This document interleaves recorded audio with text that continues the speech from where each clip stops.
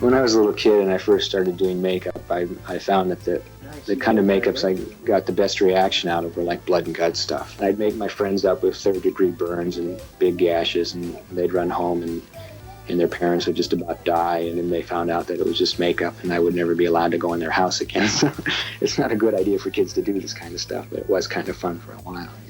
That's the kind of stuff that got me interested in it, just to really get a reaction out of somebody because you did something and they believed it was real. And that's what intrigued me about the makeup.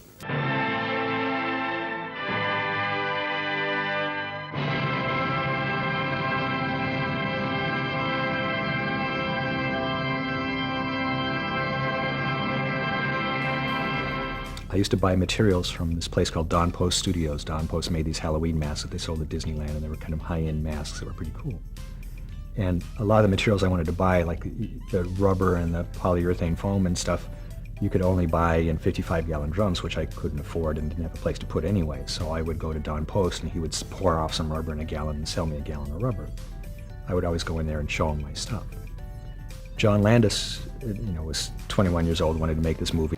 At one point I was Don Post.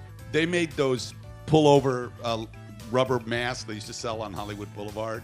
He wanted like $100,000 or something, and the budget was $60, so it was like, no. But as I was leaving, Don Post Jr., who was painting a mask, said to me, and I came over and he said, there was a kid in here who's really talented, and gave me the card that said Rick Baker, Monster Maker. My second film was Shlock, which was John Landis's first film. I was 20 and he was 21.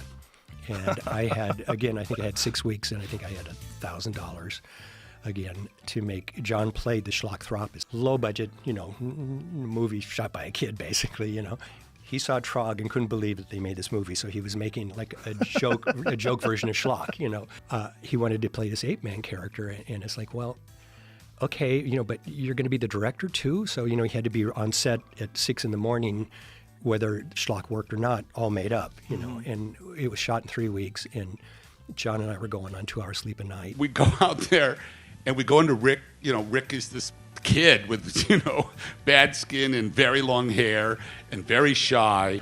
But we went back into his bedroom. He was an only child.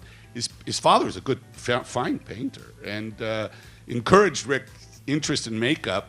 And in his room, like a lot of kids, he had, masks and models and things he had done.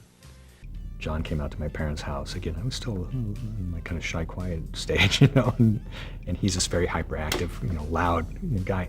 He walked into my bedroom, which is my little sacred space, that had all my masks and all this stuff, and he was like running around screaming and swearing and saying stuff and just like touching my stuff and scaring me, And I say, this guy scares me, Now, I'd been around professional movies now for 4 or 5 years. 5 years, and I'd worked. And I never forget it. I pulled Jim aside. I said, this kid is really good.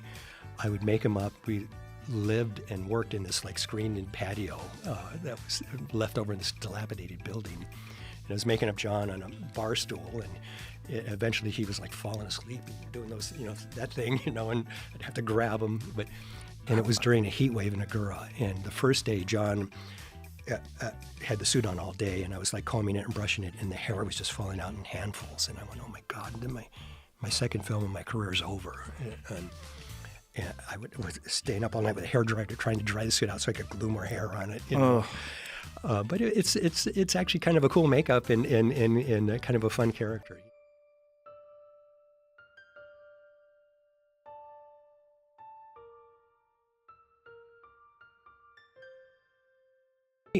That came about originally. The film was done in England.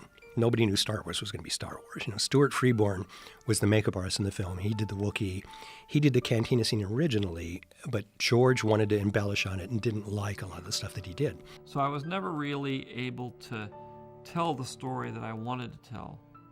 I had to self-censor the story down to something I knew could be done given the technology I had available. And I would push it occasionally.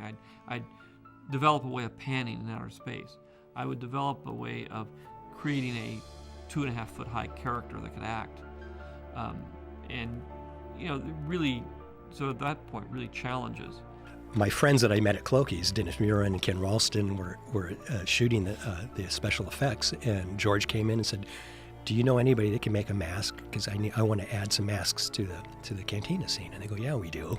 So they called me in, and so I went over to Valjean Avenue, and George on a flatbed editor showed me the sequence as it existed, and I was flipping out. I was like, "What a cool idea to have this bar full of aliens," And I go, "Well, we could do one that has that's kind of like a alien pirate that's got a alien parrot character and this stuff." He goes, "Well, we don't have any money." I had very limited resources. I mean, the budget was $9,999,000, and for a film of that scope, it was almost an impossible exercise.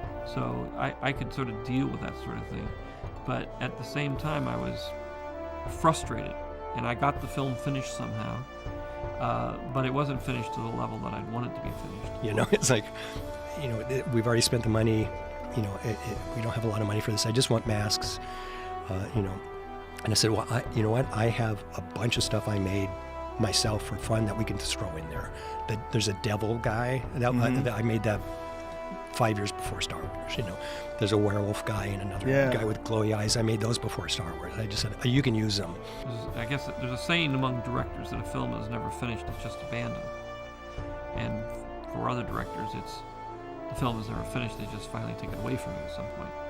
But no matter how the story goes, the director is usually left frustrated and not feeling he's been able to complete his vision, or it's been altered one way or another. I thought they were going to be stuck in the background, but we did the Cantina Band, But the thing that's great, the Cantina Band was never there. And when you see the movie, you think it's there.